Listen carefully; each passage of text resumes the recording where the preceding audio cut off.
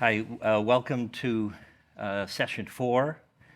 Today we're going to just debrief our discussion about emotional intelligence and counseling from yesterday, and then we're going to spend most of our time talking about listening and empathy and how that relates to counseling. And a little later this morning we'll do an exercise on listening also. But before we start all that, I just wanted to debrief your thoughts about our discussion yesterday on emotional intelligence and any thoughts additionally you might have also about counseling and how that might relate to our sanctification, our becoming more like Jesus. And if you had any additional thoughts about that since we talked yesterday. Or also, if you noticed anything in common between what we talked about in the morning and what Steve talked about in the afternoon about parenting.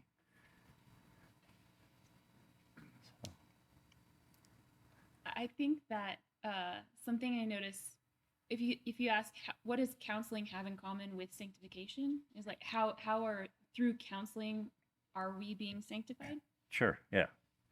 I think you do have to set yourself aside a lot in those situations to Okay. listen and to not jump to conclusions and to be empathetic toward what they're feeling. So it feels sanctifying when you do that.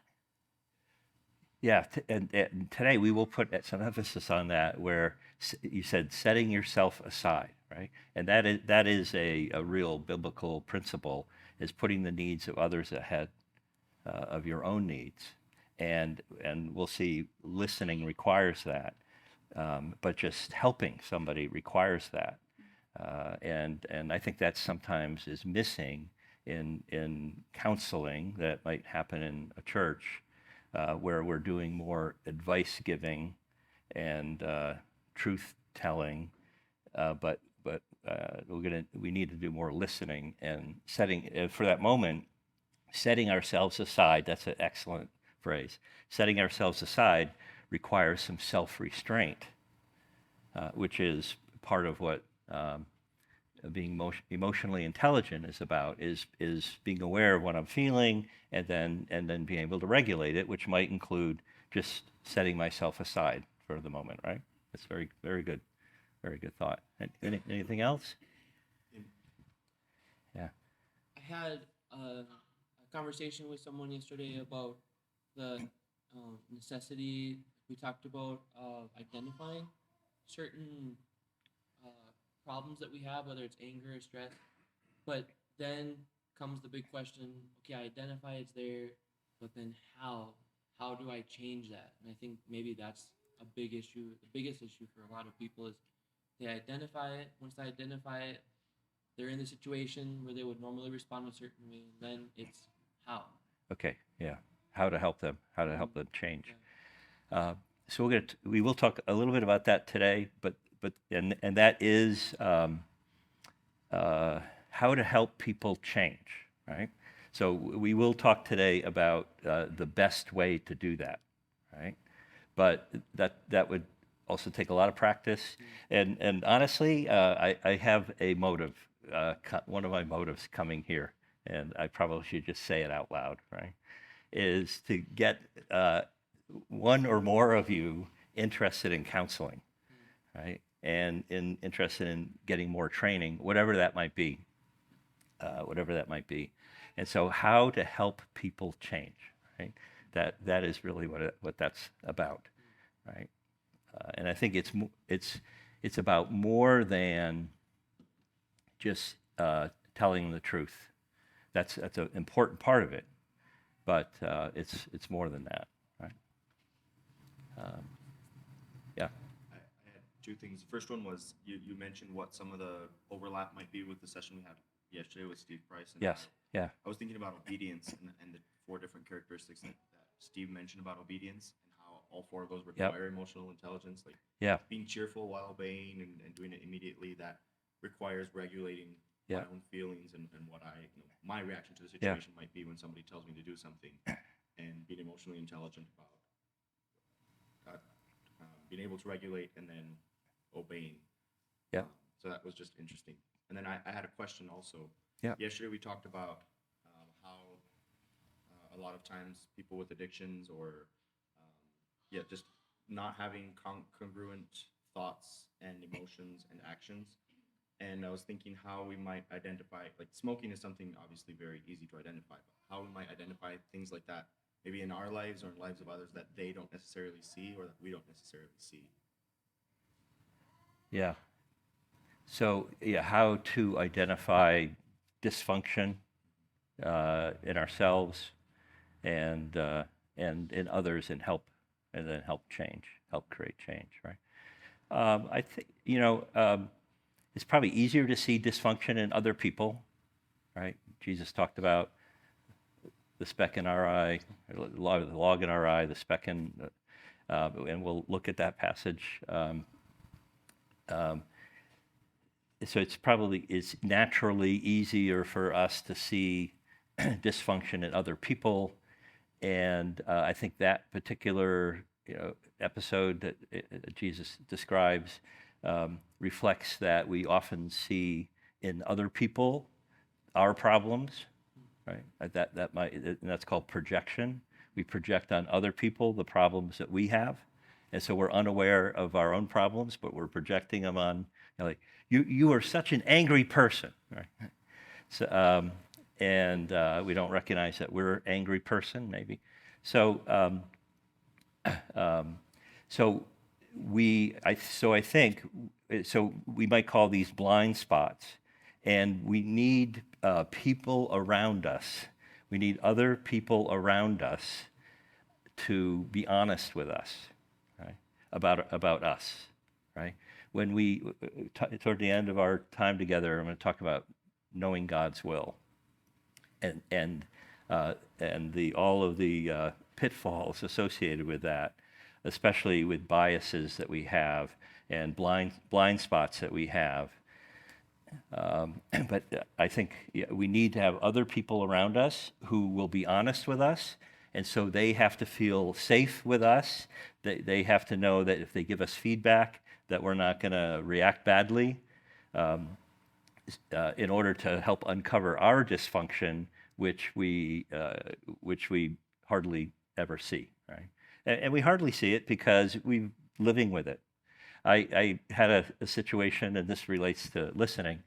I said I supervise counselors in training, and so we had a graduate student and come in. My first meeting with her, she was going to meet with a client later that day, and she finished all of my sentences, and she's about 40 years old, and she's finishing all of my sentences, and that is very easy to spot in a person, right? They're finishing your sentences, and half the time they're not guessing correctly, as to what you were going to say. You have to say no, and then I thought, she is about to go into a counseling session with somebody. This is not going to work. She is not going to be able to develop the relationship. She's not listening. So I don't know her, but I have to say something. And I said, do you see that you're finishing my sentences? And she said, no, I didn't notice that. Has anybody ever told you that you do this? She said, nobody has ever told me. She's been married and I presume has friends. Maybe not if she does that, but that's remarkable. And she instantly stopped doing it 2/3 of the time, right? And you could maybe put up with 1/3 of the time. But so there was a blind spot. And how did she not know she was doing that? And how does it that nobody ever said that to her? Because it has a big impact upon a relationship, right? So I think it's easier to see problems in other people than how to help them is another thing. And what we'll talk about today will address that. But then seeing problems in me, that's, I think, even tougher problem. And so since my brain is not identifying those issues or isn't able to make those changes alone, I need to bring other brains in to help me, right? And we'll talk about that today a little bit. Anything else? Yeah. Yeah. The concept of changing your dialogue about your feelings. So the example of drugs, where you're saying, man, I love getting high, and changing that to I hate getting high. I'd love to hear more examples in like different areas at some point, just because that's kind of a new concept, and I think that's really Okay. a really interesting idea, that you can kind of change Yeah. the dialogue and start thinking differently about something. Yeah. Okay. Yeah, that's a really good way of putting it, this dialogue that we have. So I think that, just to address that a little bit, so the model is that we know that sanctification comes from knowing truth and believing truth, right? So we might know truth, but not really believe it, right? But when we believe things, then that creates an emotion. Okay, if I'm thinking something meaningful, I'll get an emotion. Okay, so that emotion might be fear or anxiety or joy. Okay, if we have trouble in life and we want to count it all joy, okay, or we have to obey and we want to do it cheerfully, like what kind of dialogue do I need to have in myself in order to bring cheer out of obedience and something I don't want to do, maybe, or at least at the moment. So I have to talk myself through that, right? Have a dialogue with myself, and maybe understand, this experiencing I'm having right now is building perseverance in me and character. And God really cares more about my character than my comfort. And these are good outcomes for me. So and joy comes from good, from thinking about good. And so now I feel joy. And I am not describing anything actual in my life right now, but I'm feeling a little uplifting right here, which is a feeling of joy. Right? Just even talking abstractly. So I guess, again, you'd have to recognize, what am I feeling right now and what am I thinking? And is that godly? And how do I create, well, I've got to get started on a better dialogue with myself. Right? Okay. Yeah. So I don't know, Aaron, have you ever had an experience where you maybe have had to try to go through that process? This is something I'm not happy about, but I recognize this is good for me, and had to talk yourself through that? Yeah, when I was living abroad for 10 months in another country, and when I came back to Germany, I really struggled to find my place, like back in my church and my friends and so on.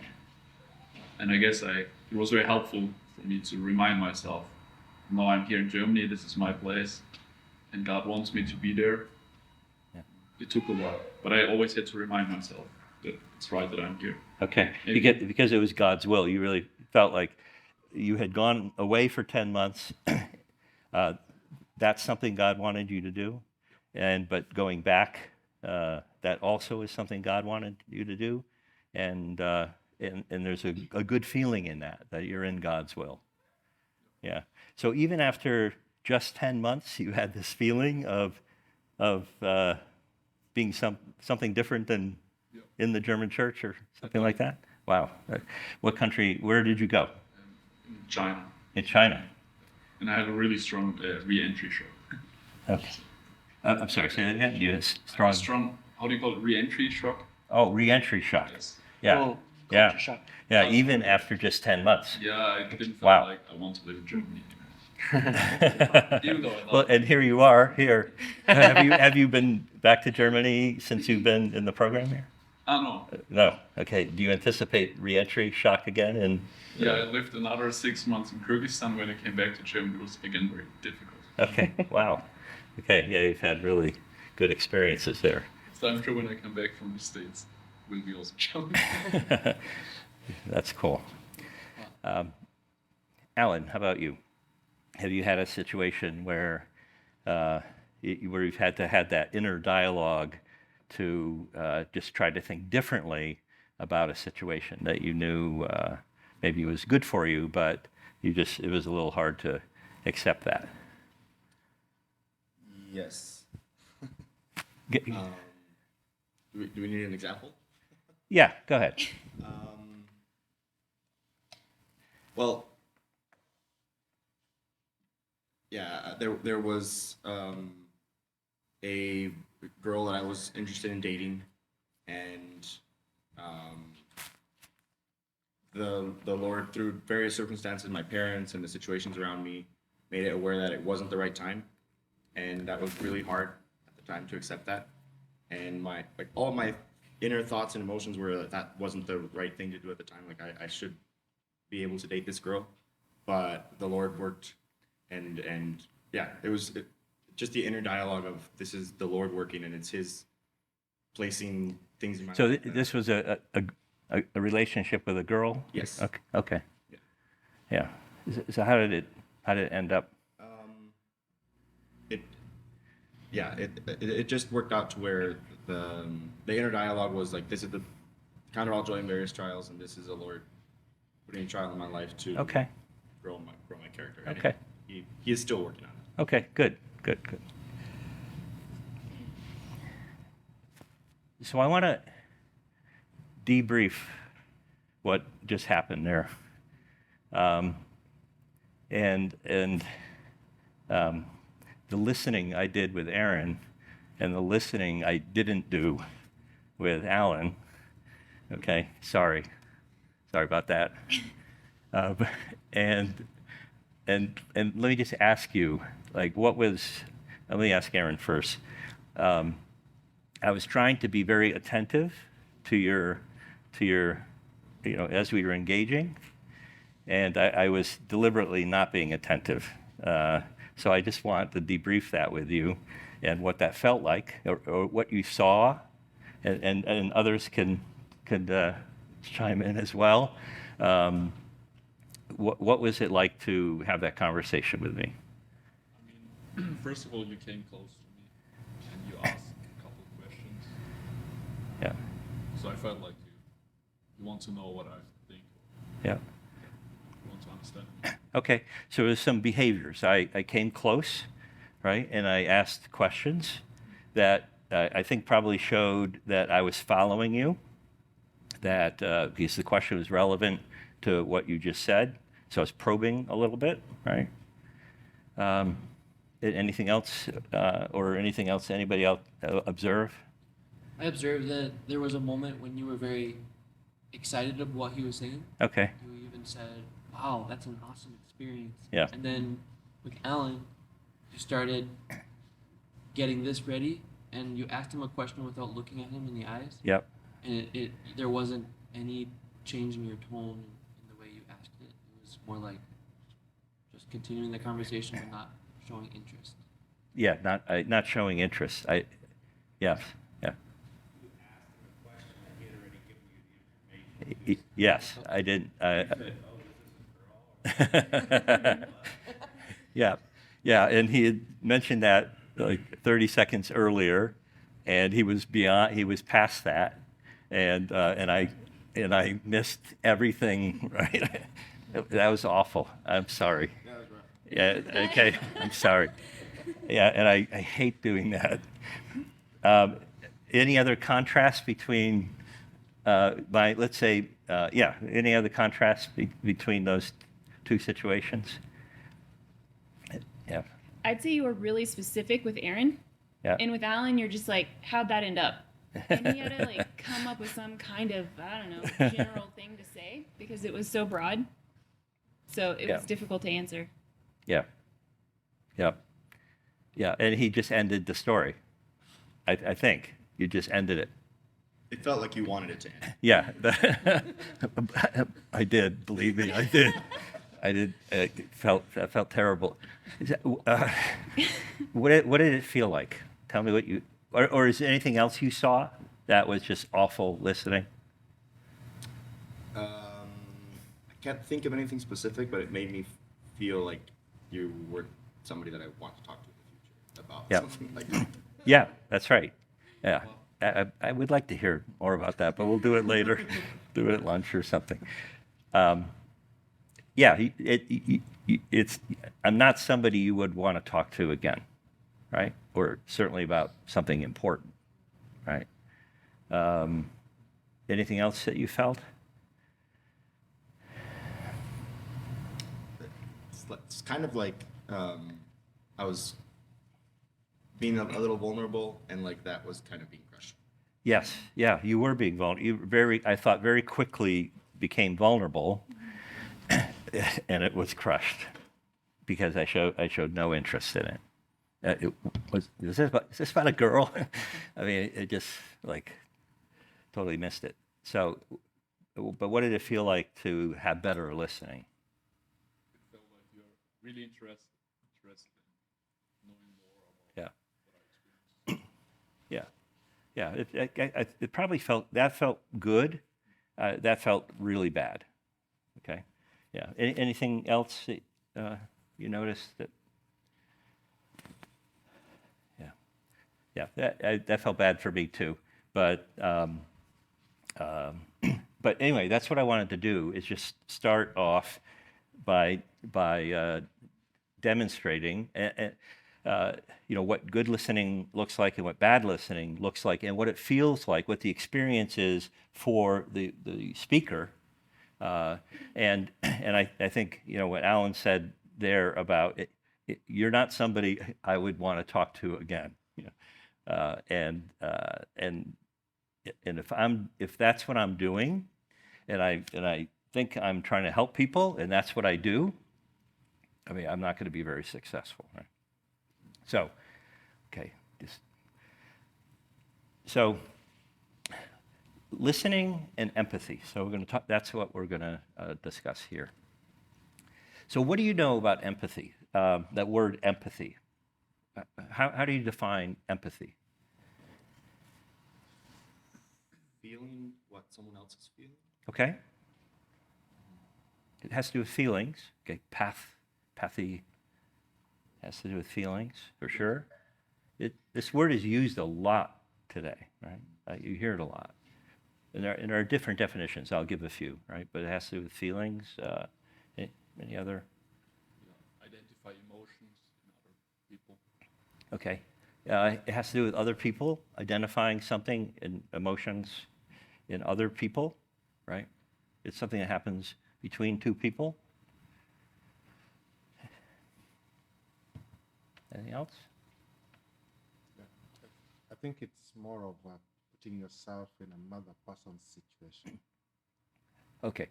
We had the word perspective yesterday, right? Putting yourself in another person's situation so you can understand it, I guess, right? Okay. Okay. So anything else? Okay. Okay.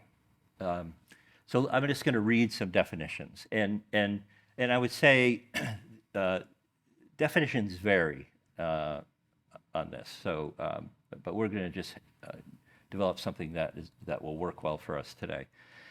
So, an interpersonal communication skill. So, between people, has to do with communication, and it's a skill, which means you can learn this, which produces an understanding of others.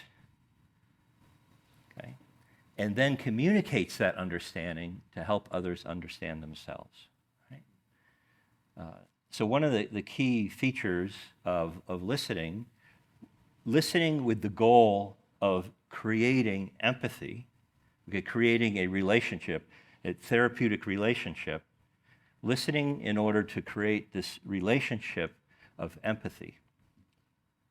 So this definition includes the idea that as I listen, I will understand, but then I communicate my understanding back to the person so that they understand that I understand, right?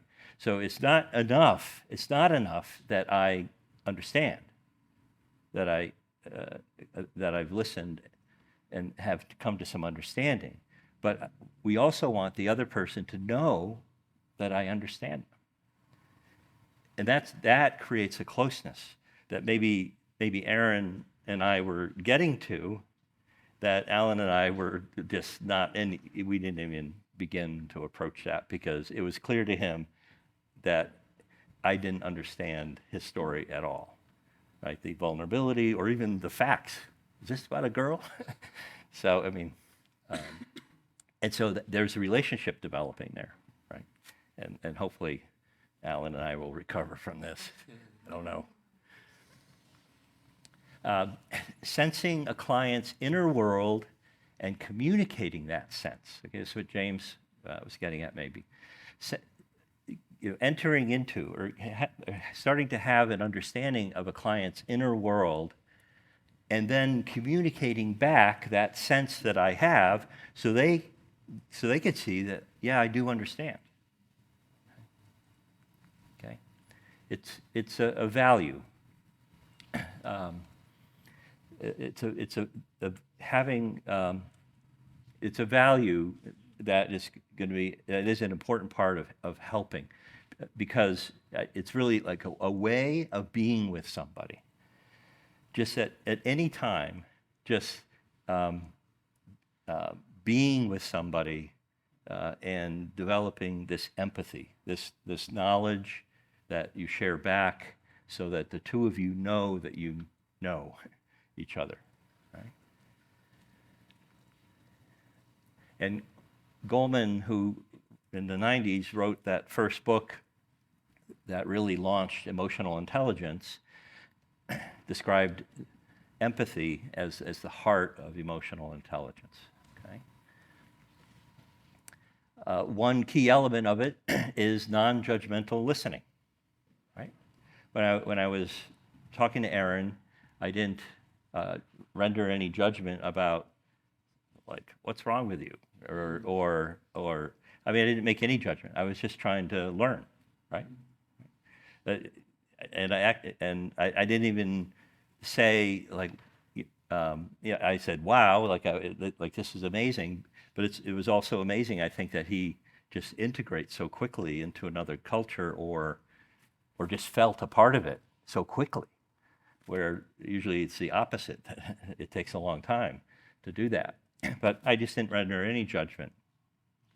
I just was curious and just showed my curiosity. But non-judgmental listening. And we'll see that that's important, because when we judge people, they will stop talking to us. And the whole point of this is to get people talking. Right? Okay. So I want to make a distinction between sympathy and empathy. And again, I even in Scripture, as these ideas may or may not be discussed, they're not using it technically, technical language, but just to make a distinction between sympathy and empathy, because they are different. Okay, they both have to do with emotions. Sympathy is that I'm feeling your feelings. Okay, so the feelings are felt by the listener. And in fact, in our brains, we have mirror neurons. And these mirror neurons, when I'm interacting with you, they are making me feel the feelings you're feeling. They help me to feel the feelings you're feeling. And some people have more mirror neurons than others. Okay, so some people are very sympathetic. And so this would be something like, I think, what Paul says, is it helps us, these mirror neurons help us to rejoice with those who rejoice. Someone is rejoicing and we just catch it. You know, we can feel joy with their joy or weep with those who weep. And some people are less sympathetic. They just don't react that way. And it depends on what kind of brain they have. So it's feeling the other person's feelings. And that may imply that you're in agreement with the person, whatever it is they're talking about.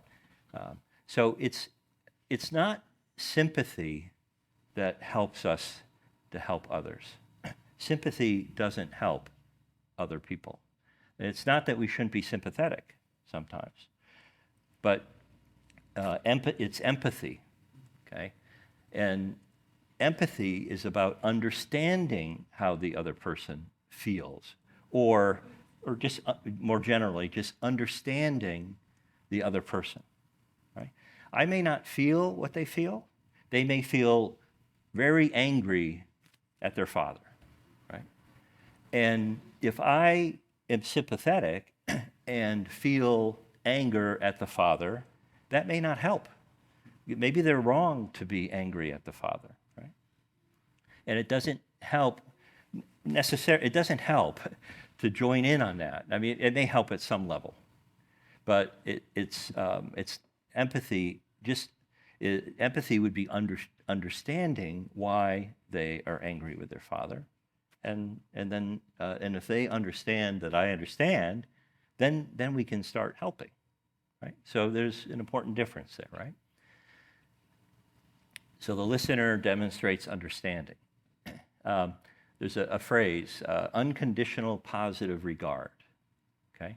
So Carl Rogers, who in the middle of the last century started to develop these ideas of developing this empathetic relationship with clients so that they will talk and think about their issues, and they will come up with ideas that will help them.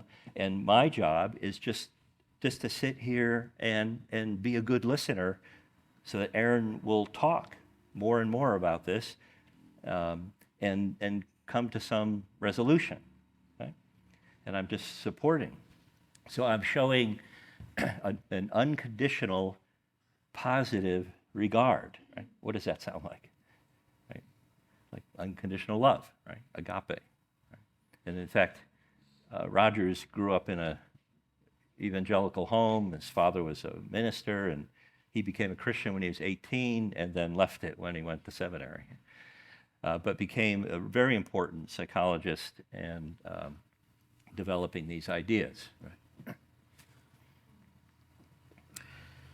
And so this empathy, so my ability to be sympathetic, could vary, and I could probably learn more to be more sympathetic. That's something. Remember, I was this thinking person, zero feeling person, but I think I have learned to become more sympathetic. And when I should be, if I can weep with those who weep, I'd like to be able to do that. And I think that's part of emotional intelligence, to be able to do that if you think it's going to be helpful at the moment. But if I'm just weeping when everybody weeps and uncontrollably, that's just not going to be that helpful. Right? So being able to be sympathetic is a good thing, and that can be developed. But empathy is a skill that we can learn, and it will be directly related to being a better helper and healer. Okay? And so it's a skill about listening and understanding and reflecting that understanding back so that they can see I understand, or they can correct my understanding. So then my understanding gets better, and I reflect it back, and then then at that point, they may feel understood. They will feel understood. How does it feel to be understood? It feels great, right? It just feels great to be understood. And that's where the healing comes, right? Okay. Like teenagers, she gets me, So I love her, she gets me. So, yeah, just feel understood. Yeah, it feels great to feel understood. So the way this works is that we start with listening. And listening is difficult, and you'll do an exercise later, and it'll be clear how difficult listening is. But it is a skill, and when we listen, we learn and know, and then the other person learns and knows that we understand, and that relationship is built, and then therapy can happen. Right? So I'll give you an idea of the value of this.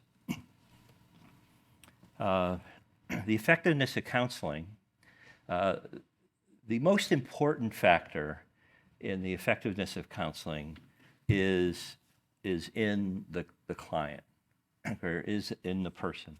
Do they really want help? Okay. And are they coming with an attitude of change? I want to change, a willingness to change, and a humility and teachability. So that's the most important factor in effectiveness of counseling. But the second most important factor is the relationship, the quality of the relationship. And I can have an effect on that. I can have an impact on that. So I can't maybe immediately have an effect upon the client's attitude, but I can impact the relationship, okay? And maybe that was demonstrated here in the quality of listening. Okay. Alan, I haven't quite recovered from that. I don't know how you feel, but yeah.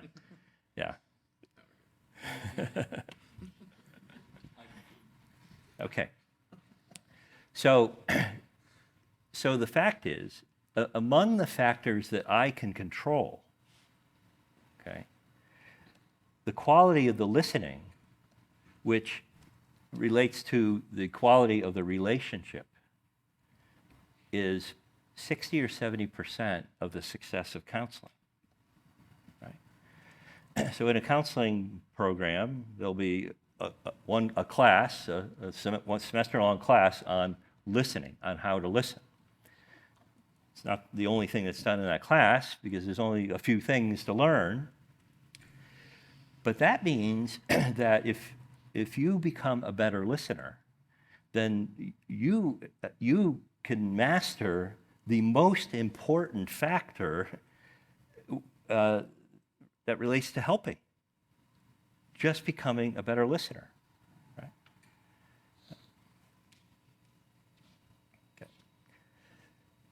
Okay. This is a great proverb. Right? If one gives an answer before he hears, it is folly and shame. Right? So, I mean, this obviously is a characteristic of humans in talking with people, is that we have a tendency to be thinking about, while we're hearing, we are thinking about our answer, especially if this is a heated discussion. Before I've even heard fully what you've said, I am thinking about my answer. And I can't listen and be thinking about something else. Right? And so it's folly and shame to me if I give my answer before I hear, which may include finishing someone else's sentences. Taking a guess at why would I do that? But we do it. Take a guess at how they're going to finish it.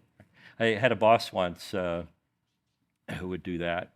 And in a meeting, I was saying something, and then she finished. She said, "Oh, I know what you're going to say." And so I said, "Well, we'll see." Right? And usually, sometimes they're right, sometimes they're wrong. She was wrong, right? And so it got a laugh. And so why would I put myself in that situation and try to guess what someone's going to say? But we do that. We do that. Everyone should be quick to listen, slow to speak, right? And slow to become angry. We're going to talk about anger and different types of anger. So quick to listen and slow to speak. So this verse, James here is setting against each other this, listening and speaking, that they, you're either doing one or the other. You're not doing both. And he's saying, be slow to speak. When we talked about emotional intelligence and regulating myself, just introducing a pause before I respond gives me that half a second.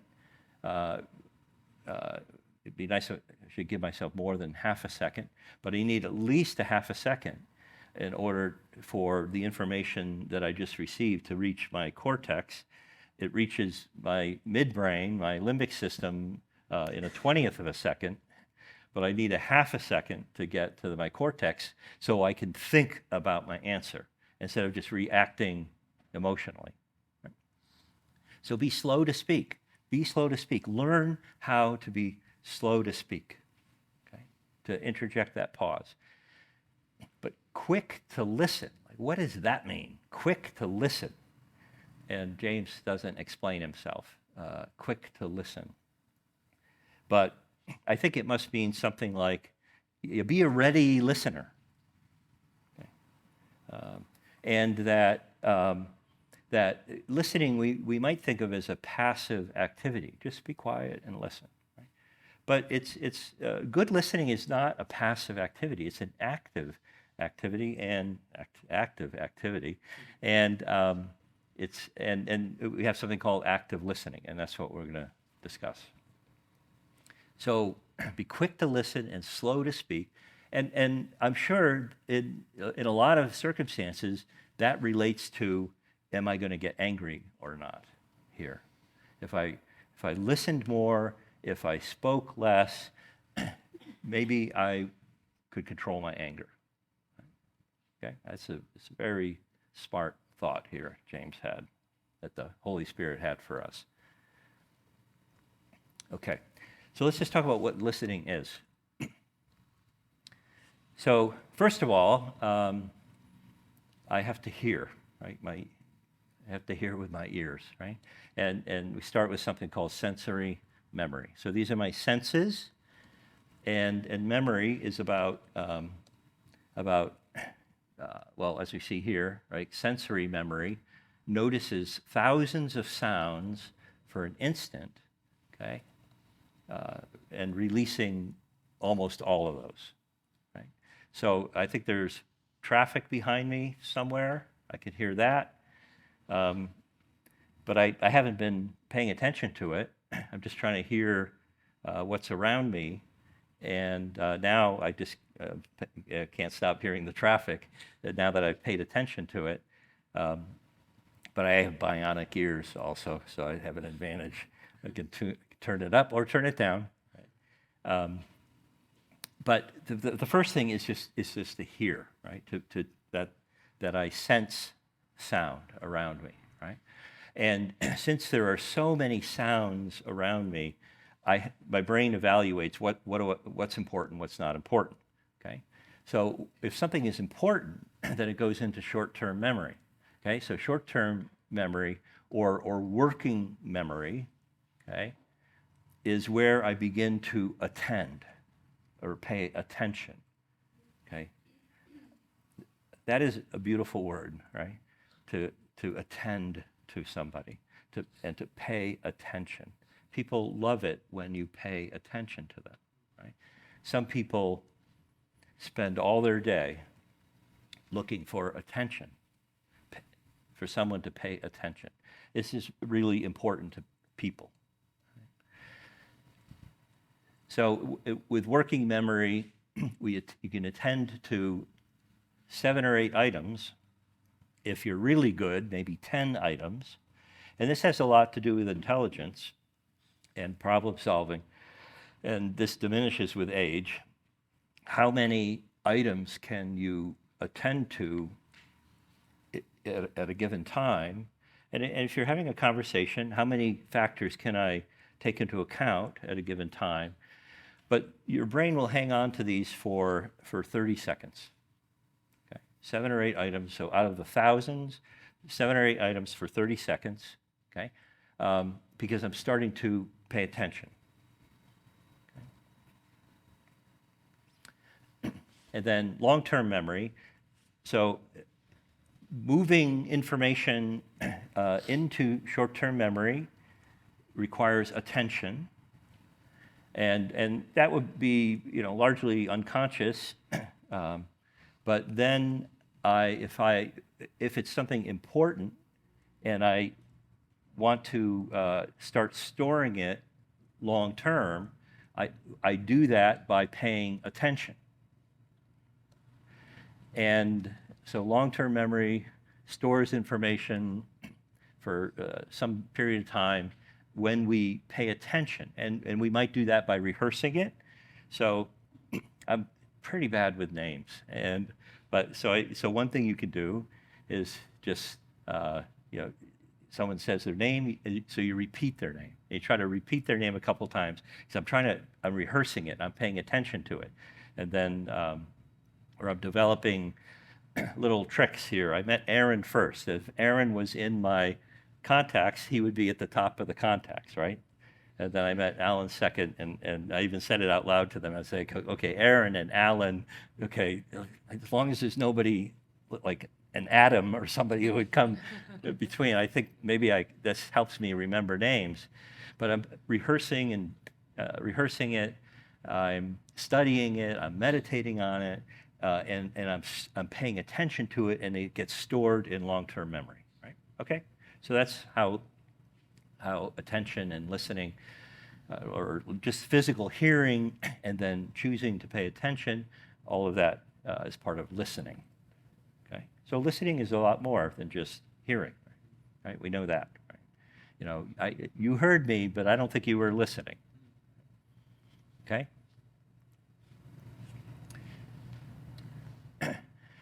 So what about multitasking? Really, only about 3% of the population can truly multitask, can attend to more than a couple of things at once. And if you're listening here and listening there and listening to this, you're on a Zoom meeting, yeah, I'm listening, and if you're using the same channel, most people can't pay attention to more than one thing at a time, right? And we see that in others, and we often don't see that in ourselves. No, I was listening. Like, well, what did I say? Okay, so here is a way of remembering how to do good listening. And we use this solar. And you might see this used different ways. So you guys noticed some of the things that I did earlier, okay? And so if I'm trying to do good listening, so I can make this up to Alan here, but so there are these 5 ideas, right? Is facing the person, right? Some of what I was doing was out, and my back was turned to him sometimes, I think, as I was just tinkering with the computer and stuff like that. And it didn't look like I was paying attention to him. Now, I was really trying to listen to him because I wanted to say something irrelevant at some point. So I heard the girl thing, I thought, I'll bring that back, but I had to hear something in order to, but it was harder. It was hard to listen. And doing this exercise with another group once, some of the other the spectators, the observers, said, we stopped listening to Alan. When I stopped listening, they stopped listening. So it really has an effect on other people too. Right? But if I have to pay attention, right? Pay attention, and facing the person, or maybe not. This might feel a little aggressive, but or just being a little turned like this may not feel as aggressive, just being a little sideways, but I'm making eye contact. My eyes are on Alan and on his eyes, and that could, at some point, maybe right about now, get a little weird, but get a little comfortable. But sometimes some people make no eye contact. Right? They talk and they make no eye contact, and that's obvious. But making an appropriate amount of eye contact. So I'm facing him, and it looks like I'm paying attention. So I'm square to the person, right? And I'm not turning away, but it looks like I'm paying attention. Maybe I'm not paying attention, but it looks like I'm paying attention. Right? And I'm here, and I'm physically open, right? Yes. Oh, yeah. I'm physically open, and I want to be relaxed. I want to be calm, like be a non-anxious presence with the person.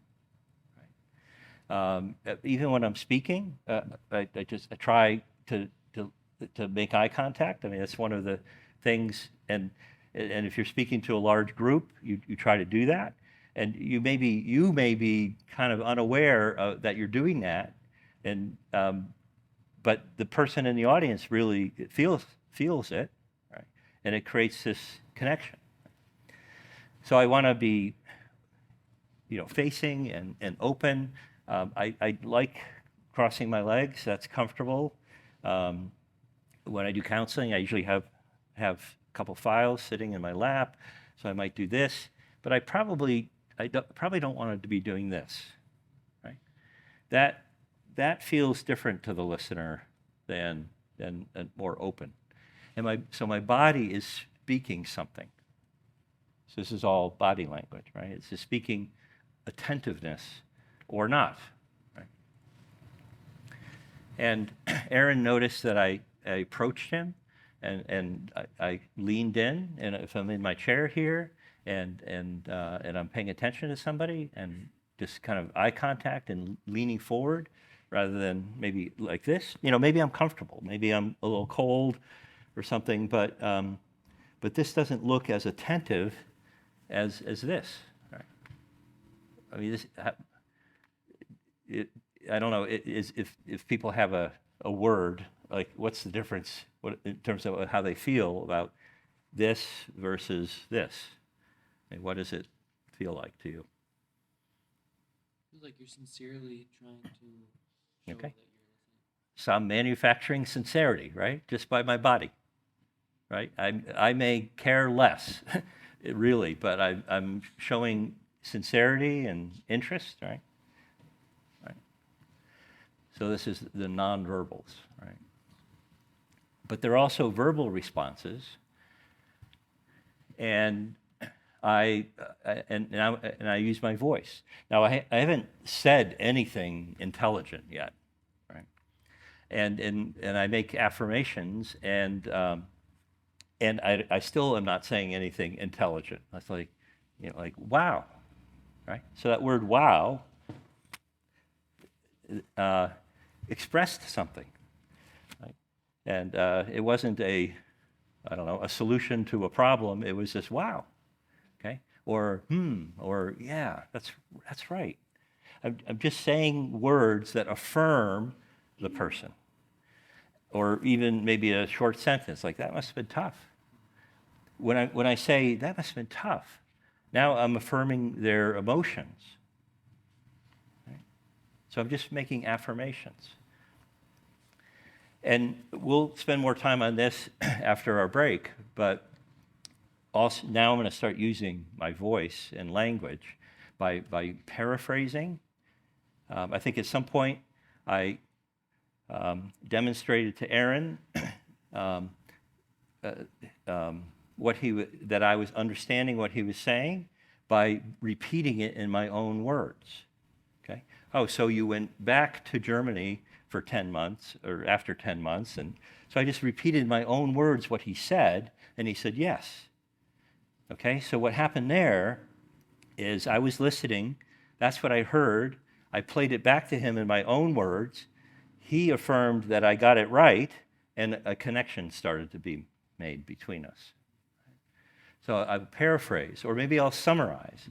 I'll do more than just a sentence and paraphrasing. I'll say, okay, this is what you're telling me, and I might retell the whole story briefly in my own words. Yep, that's right. Or he might say, no, I went to Germany in between. And then he would correct my understanding, and I say, okay, Germany in between. And now there's a big chunk of the story that I am learning, and I'm demonstrating that I understand. And then I'll ask questions. Aaron said, yeah, I asked relevant questions. With Adam, I asked a stupid question, showing I was not paying attention. I'm sorry. Okay, so why don't we take a break, and we'll talk about this some more.